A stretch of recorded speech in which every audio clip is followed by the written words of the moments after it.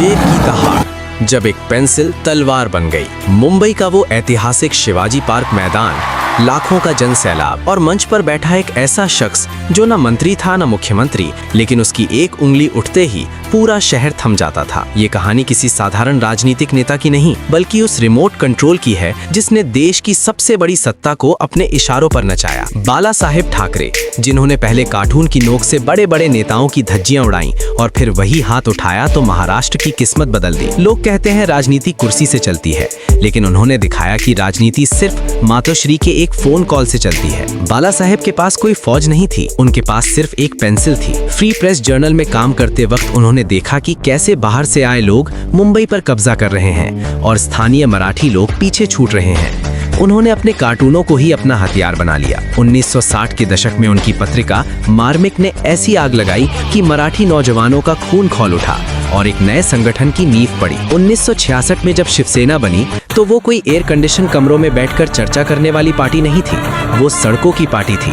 बाला साहेब का एक इशारा होता और पूरी मुंबई बंद हो जाती। उन्होंने भूमिपुत्र का मुद्दा ऐसा उठाया कि बड़े बड़े कॉर्पोरेट घराने और दिग्गज नेता उनसे मिलने के लिए मातोश्री के बाहर कतार लगाकर खड़े होने लगे। क्या आपको पता है मुंबई को उसका असली नाम वापस दिलाने के पीछे बाला साहेब का ही सबसे बड़ा हाथ था? उनका साफ मानना था कि बॉम्बे नाम अंग्रेजों की गुलामी की देन है, जबकि मुंबई हमारी मिट्टी और हमारी आराध्य देवी मुंबा देवी से जुड़ी पहचान है। 1995 में जब उनकी गठबंधन सरकार आई तो उन्होंने सबसे पहले ये ऐतिहासिक बदलाव किया। बाला साहेब ने राजनीति में एक अनोखा कीर्तिमान स्थापित किया।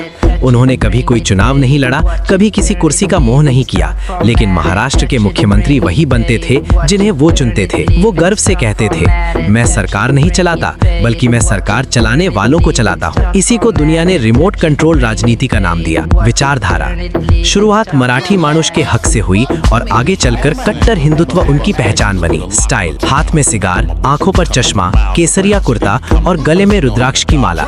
उनका रौब अलग ही था। उनकी दोस्ती दुश्मनी से ज्यादा मशहूर थी। क्रिकेट हो या बॉलीवुड, हर क्षेत्र में उनका दबदबा था। 17 नवंबर 2012 को जब उनका निधन हुआ तो बिना किसी सरकारी आदेश या कर्फ्यू के पूरी मुंबई खुद ब खुद थम गई थी। उनके अंतिम संस्कार में लगभग 20 लाख लोग शामिल हुए थे। इतना बड़ा जन सैलाब पहले कभी किसी नेता के लिए नहीं देखा गया था। ये भीड़ ही उनके उस दबदबे और लोगों के प्रेम का सबसे बड़ा सबूत थी।